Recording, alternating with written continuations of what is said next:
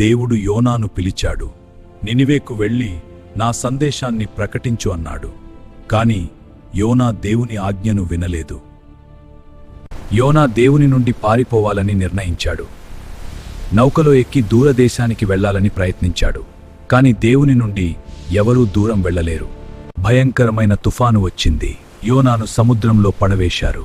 అప్పుడు దేవుడు ఒక మహా చేపను పంపించాడు. 3 రోజులు 3 రాత్రులు యోనా చేపలో ఉండి దేవునికి ప్రార్థించాడు. దేవుడు అతనికి మరో అవకాశం ఇచ్చాడు. యోనా చివరకు నినివేలో ప్రకటించాడు. ప్రజలు మారుమనస్సు పొందారు. దేవుడు వారి మీద కరుణ చూపించాడు. దేవుని నుండి పారిపోవద్దు. ఆయన పిలుపు ప్రేమతో నిండి ఉంటుంది. మారుమనస్సు పొందితే దేవుని కరుణ తప్పకుండా వస్తుంది.